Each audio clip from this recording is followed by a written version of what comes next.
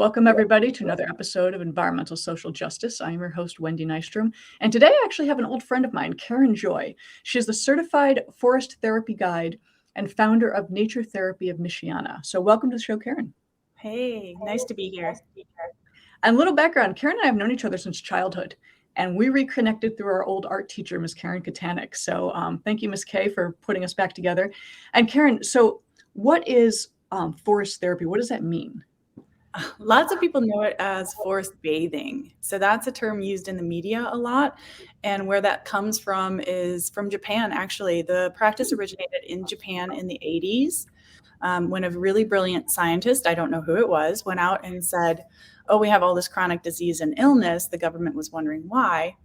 And they said, what happens when people go outdoors? What happens when they go in the woods? And they started studying it. So the practice there is known as Shinrin-yoku, which literally translates into something like bathing in the forest air.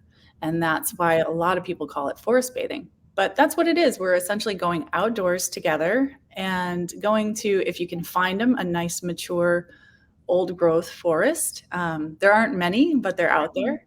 And there are forests that have more benefits than others, but you can literally do this anywhere.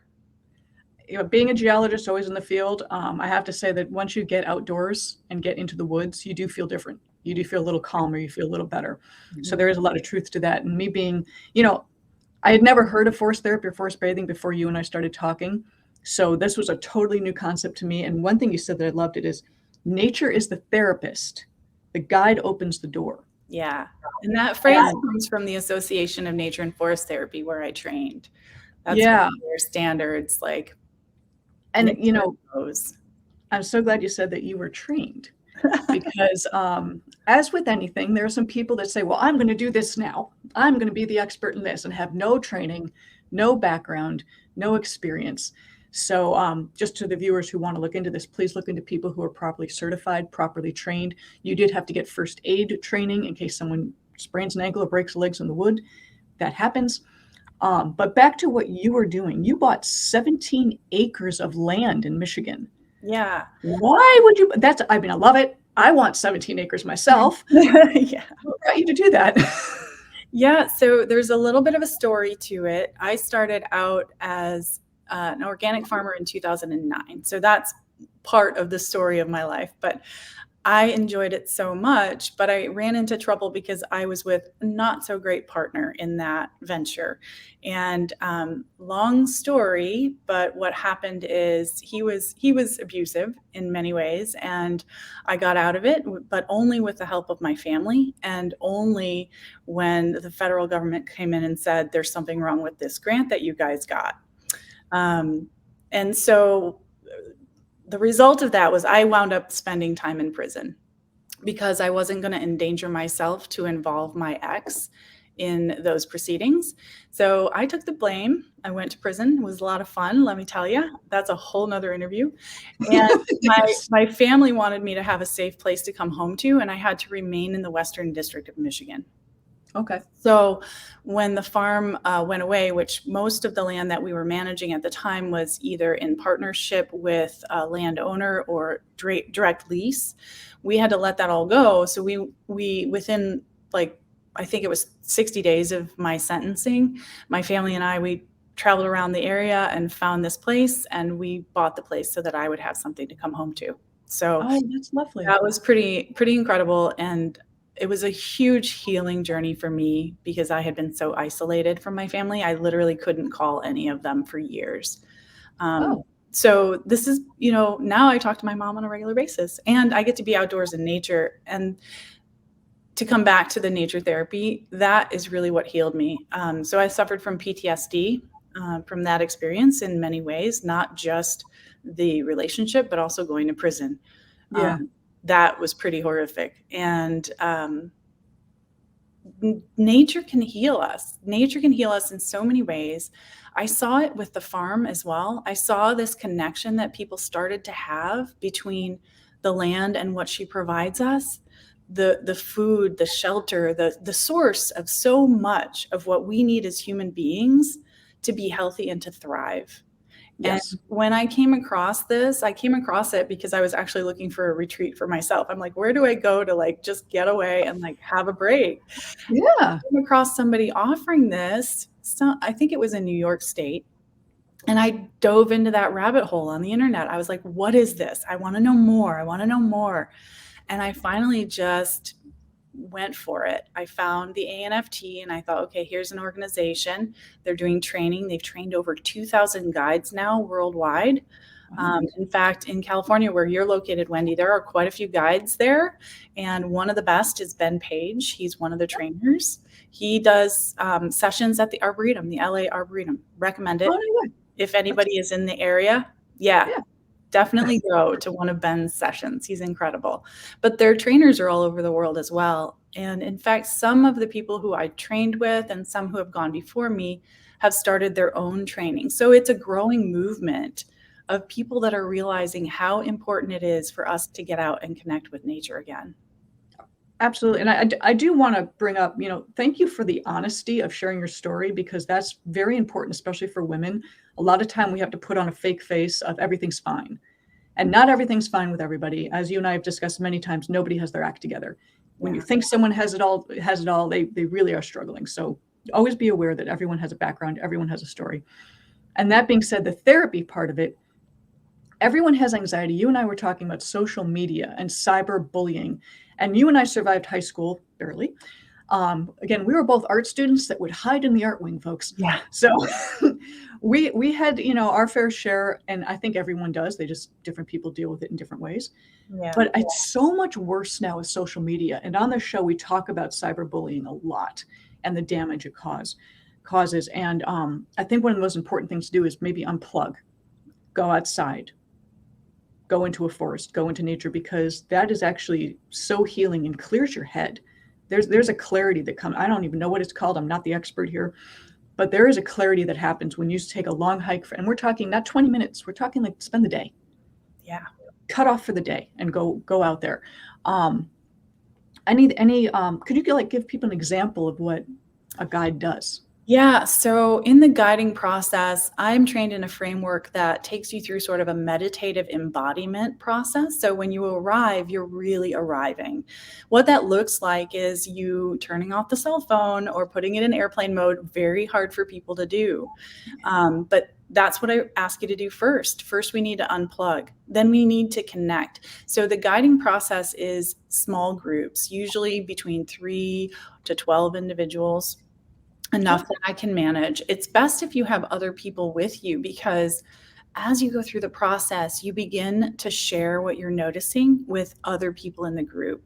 That allows you to connect not only with the natural environment, but with the other people that are there. Because there's this saying that you cannot love that which you do not know. And so how are we ever going to come back to connection with each other until we get face to face with a person? It's really hard to hate a person that's standing right in front of you. That's so true. Yeah, it's just all about connection. And then what we do is I guide you, and what guiding looks like is an invitation. So all the guides that are trained by the ANFT offer something called invitations. And there are a series of recommendations for how to engage and interact with the natural world. That might be something like, notice how the breeze is affecting you today, and maybe start to move with the breeze, maybe move with the air and follow it in the direction that it's guiding you, until you find a moment where you just need to be still.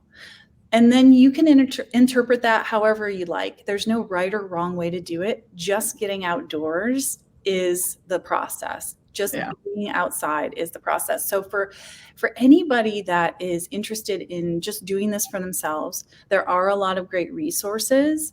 There are books about it. There are certainly ways that you can follow someone online. I find it really funny when guides are like, I have a virtual nature therapy experience. I'm like, that's not what we want to do. I really want you to be outdoors. You can listen to something and be outside and still get a benefit from it, but you're really going to benefit if you unplug. So 3 things that I will tell you you can do at home if you are listening to this and you're like, I don't want to pay the money or I don't want to be in a group. Number 1, go outside and just listen. And I mean, really listen. Start tuning into the sounds around you. Tune into the ones that are quiet, the ones that are close, and the ones that are far away. You'll start to notice that you're hearing more and more things as you focus just on your listening. The second step is going to be to connect. And by that, I mean, start to touch the earth in a way that is comfortable for you, whether it's walking up to a tree and just placing your hand on its bark, or maybe just putting your hands on the ground. If you're not comfortable going barefoot, that's cool. Putting your feet on the earth can be an incredibly healing experience. And then as you do this process, begin to learn and grow, because we are nature too. Just remember that we respond when we go outdoors. That's why you feel it. Even just looking at a picture of something natural on your computer screen can actually chill you out. It brings your stress level down. It's not as effective, again, as going outdoors or just being next to a tree or sitting with your back against a tree. But as you begin to learn and grow and connect more, you'll notice all of the ways that nature is benefiting you. And I'm gonna personal testimony on that. So when I lived in New York, in Manhattan, it was never quiet.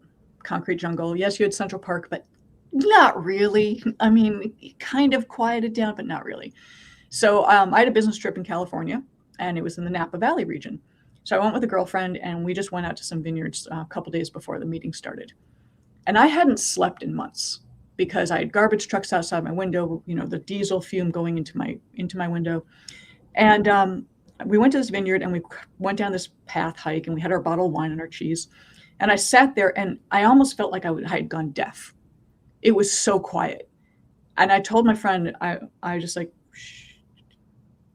And I just sat there, and I'm like, it's so quiet. And then I heard the babbling brook that was nearby. And then I started hearing birds. And all of a sudden, and I was highly stressed out, like, Jesus, I was stressed out. And everything just started to melt. And I could almost feel like a melting sensation drifting over me. So there is a reality to this, and I'm a cynic. So I don't believe anything, folks. So this actually works. And if you're a stressed out individual, if you just need to do a Control-Alt-Delete on your life, go out into the forest, get a therapist, do the properly certified person to walk you out there. That being said, Karen, how do people find you? Where, could you tell them exactly where you are? Use your hand. Yeah, use your hand. Okay, I don't know on the screen how it's going to show up, but I'm in the southwest. There we go. Southwest corner of Michigan. I travel all over Southwest Michigan and Northwest Indiana. I go as far as Kalamazoo, and I can do these sessions really anywhere that there's an outdoor environment. I do have a website. It's naturetherapymi.com. if you want to find me. And I do travel as well. So, depending on groups and where I'm needed, there's always a possibility I could come to you. I focus on small group sessions, and especially I work with populations that are underserved. As far as mental health goes, I've had a lot of veterans who've reached out to me who are not getting the kind of relief they're looking for their PTSD, combat PTSD. It really, thank you for that. I love veterans. I'm a huge supporter of veterans. So thank you. Yeah, it helps a lot. And, and one of my neighbors, actually, my next door neighbor is a combat veteran, and he suffers from PTSD. And he said to me, this is what I need. I don't need more prescriptions. I need to be out here. I need to be in nature. And it really can make a difference in people's lives. I'm also learning, again, the social media. So I'm on the Facebook and the Instagram, and it's Nature Therapy MI, at Nature Therapy MI. And I am looking for sponsors for some of these underserved populations, because I'm in Benton Harbor, and Benton Harbor, Michigan has a history much like Detroit, where I grew up.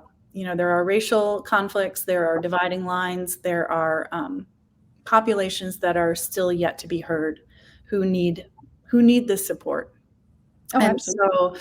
So, I'm just starting this program and sort of launching it this season, so that I can start to serve those populations. And I'm working with the local YMCA and the local Salvation Army, the people who can have a means to get those folks out to the woods with me, because a lot of them don't have transportation. So yeah. And to point out, just so people fully understand, in certain underserved communities, there are children who have never been to the woods, who have never been in nature, that have never seen the ocean. So you let that sink in for a minute, that, it's a lack of transportation, lack of means, and providing them this opportunity is very important for a child's well-being, for them to develop naturally, to develop, self-confidence in their abilities. A lot of people I know who do basically ocean faring courses. They will deal with bullies that are like, I'm the alpha male here and I'm going to take over. And they see the ocean for the first time, and all of a sudden they're not tough anymore. They're like, all the wonders of childhood come back. Yeah. And they're not a bully, and they kind of find themselves, because being a bully is fear. So this is very important for the benefit of society as a whole, which we're now seeing a few cracks in the veneer going on, folks. So we need to kind of revert back to nature, not on your computer screen. Right. You actually got to go in the woods. So please look up Karen, find her info. Naturally, I'll be tagging everything, but it's a very important service that you provide. So I do thank you for that. Well, thank you. I'm happy to do it. Excellent. So on that, guys, I'm Wendy Nystrom, your host with Environmental Social Justice. Again, Karen Joy, and look up her forest bathing. It's amazing what they're doing. You guys take care. Bye. Bye.